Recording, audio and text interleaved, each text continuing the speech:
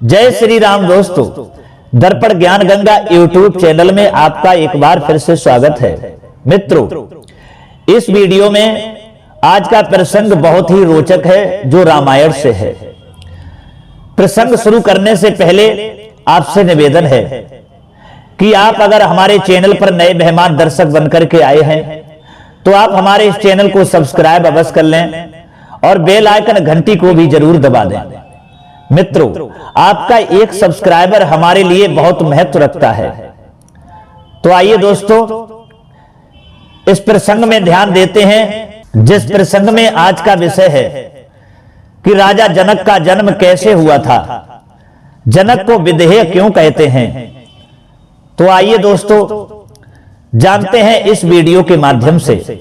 बस आपसे निवेदन है कि आप हमारी वीडियो की समाप्ति तक जरूर बने रहें।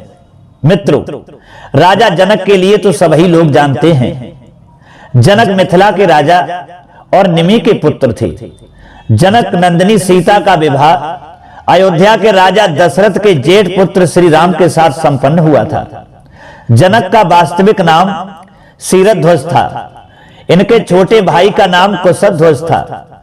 तत्कालीन समय में राजा जनक अपने आध्यात्मिक तथा तत्व ज्ञान के लिए बहुत ही प्रसिद्ध थे। उनकी विद्वता की हर कोई प्रशंसा करता है। मित्रों, जनक के पूर्वज निमि या विदेह के वंश का कुल नाम मानते हैं। ये सूर्यवंशी और इक्ष्वाकु के पुत्र निमि से निकली एक शाखा है। इस विदेह वंश के द्वितीय पुरुष मिथ जनक ने मिथिला नगरी की स्थापना की थी। इसी वंश में निमि के नाम के एक राजा हुए। निमि ने एक बृहत् यज्ञ का आयोजन करके वशिष्ठ को पुरोहित के हेतु आमंत्रित किया था, किंतु वशिष्ठ उस समय इंद्र के यज्ञ में संलग्न थे, अतः वे आने में असमर्थ रहे। निमि ने गौतम आदि ऋषियों की सहायता से अपना यज्ञ आरंभ कर दिया। जब वशिष्ठ को इस बात का ज्ञान हुआ, पता चला, तो उन्होंने निमि को शाप दे दिया, किंतु प्रत्युत्तर में निमि ने भी वशिष्ठ को शाप दिया। इसके परिणाम स्वरूप दोनों ही जलकर के भस्म हो गए। ऋषियों ने एक विशेष उपचार से यज्ञ समाप्ति तक निमि का शरीर सुरक्षित रखा। निमि की कोई संतान नहीं थी। मित्रों, अतः ऋषियों ने अरणि से उनके शरीर का मंथन किया, जिससे इनके एक पुत्र उत्पन्न हुआ। शरीर मंथन से उत्पन्न होने के कारण जनक को मिथ भी कहा जाता है।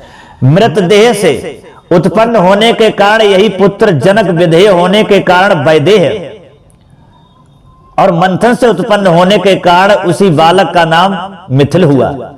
मित्रों, इसी आधार पर इन्होंने मिथिलापुरी बसाई थी। इसी कुल में श्री शीरध्वज जनक के यहां आर्यशक्ति सीता ने भी अवतार लिया था। तो मित्रों, जनक का जन्म इस तरीका से हुआ था। इस तरीका से जनक को मिथिल कहते थे और मिथ कहते थे। अब आइए आपको बताएं कि जनक को विदेह क्यों कहते थे, अर्थात विदेह क्यों कहा जाता है। मित्रों, एक बार राजा जनक ने अपनी योगिक क्रियाओं से स्थूल शरीर का त्याग कर दिया।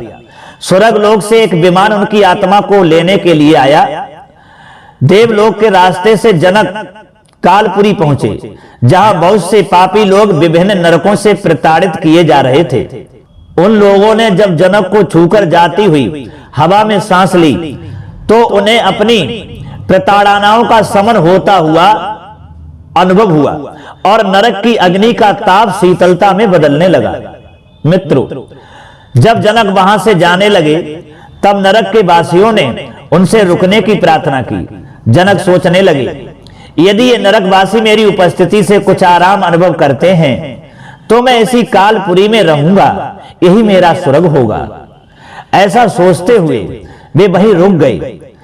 तब काल विभिन्न प्रकार के पापियों को उनके कर्मानुसार दंड देने के विचार से वहां पहुंचे और जनक को वहां देखकर उन्हें पूछा, हे जनक, आप यहां नरक में क्या कर रहे हैं। जनक ने अपने ठहरने का कारण बताते हुए कहा कि वे वहां से तभी प्रस्थान करेंगे जब काल उन सबको मुक्त कर देगा। मित्रों, काल ने प्रत्येक पापी के विषय में बताया कि उसे क्यों प्रताड़ित किया जा रहा है। जनक ने काल से उनकी प्रताड़ना से मुक्ति की युक्ति पूछी। तब काल ने कहा, हे जनक, तुम्हारे कुछ पुण्य इनको अगर दे दिए जाएं तो इनकी मुक्ति हो सकती है। मित्रों, जनक ने अपने पुण्य उनके प्रति दे दिए। उनके मुक्त होने के बाद जनक ने काल से पूछा, मैंने कौन सा पाप किया था कि मुझे यहां आना पड़ा? काल ने कहा, हे राजन, संसार में किसी भी व्यक्ति के तुम्हारे जितने पुण्य नहीं हैं, पर एक छोटा सा पाप तुमने किया था।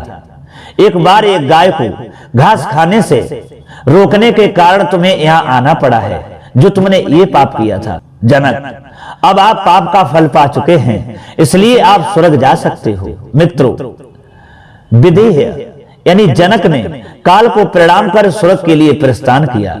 तो मित्रों, इसी कारण जनक को विदेह कहा जाता है और यही कारण है जो जनक को विदेह कहते हैं। तो मित्रों, इस वीडियो में आपने जाना कि जनक का जन्म कैसे हुआ था और जनक को विदेह क्यों कहा जाता है। तो मित्रों, शायद हमें उम्मीद है कि हमारा ये प्रसंग आपको जरूर अच्छा लगा होगा। अगर ये हमारा प्रसंग रामायण का यदि आपको अच्छा लगा है, जनक की चर्चा यदि आपको ये अच्छी लगी है, तो हमारी वीडियो को लाइक कर देना और हो सके तो मित्रों को भी शेयर कर देना। फिर मिलते हैं अगली वीडियो में किसी नई ज्ञान चर्चा में। तब तक के लिए सब्सक्राइबर बंधुओं एवं दर्शकों के लिए, भाइयों के लिए जय श्री राम।